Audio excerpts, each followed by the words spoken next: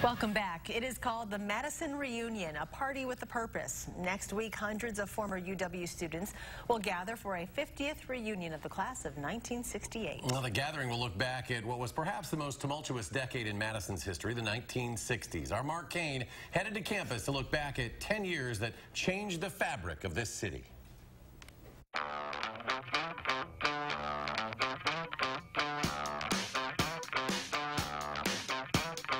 The 1960s, describe it in one word. Upheaval.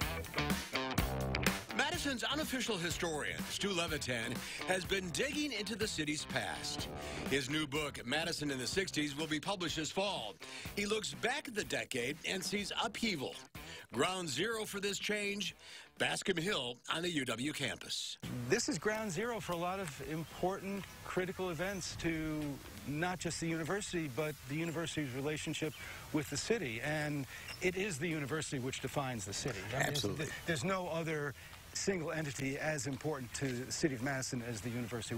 Without the university, we're Rockford with lakes. And it all unfolded under the unblinking eye of Abraham Lincoln. So in the shadow of Lincoln, yes, a lot of stuff happens. A lot of stuff happens. This is the site of several iconic events. Of course, in 1963, President Kennedy's memorial service here, very somber, dignified, mournful, shocked event. It was the state's official memorial. April 1968, another memorial service. We come to mourn our dead heroes in the shadow of the first martyr. Martin Luther King's memorial service was here. The black students had demanded of Chancellor Fleming that they be in charge of the memorial service for Martin Luther King, and Chancellor Sewell yielded to them. They were so insistent, they were so angry. And by the middle of the decade, that anger boiled over on two fronts. You're a 19-year-old college student in 1967-68, and if you don't maintain your grades and your class ranking, you're going to go to Vietnam. That's going to put a lot of stress in your life. And that's going to make the war the most important thing in your life. The extent to which the war and race overshadowed everything in that decade is incomprehensible to people who didn't live through it or who have at least studied it. The war protests are well known. The racial divide, not as much. We had a race riot at Bree Stevens Field in which white kids and black kids and white cops went at each other. We had racial violence around the city.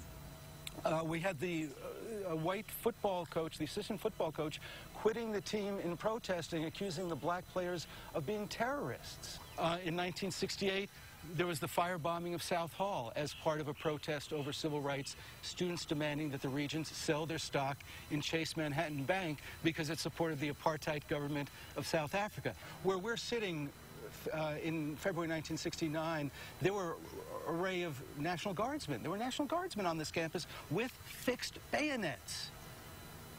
You know, fixed bayonets in crowd situations. For many, that was the 1960s. For a lot of people, the sex, drugs, and rock and roll was really good, but the political situation was very bad. So as former students return to campus to look back 50 years, there will be panel discussions and concerts and memories relived and lessons learned. There's a reason to commemorate. There's a reason to look back. There's a reason to learn. There's a reason to reflect.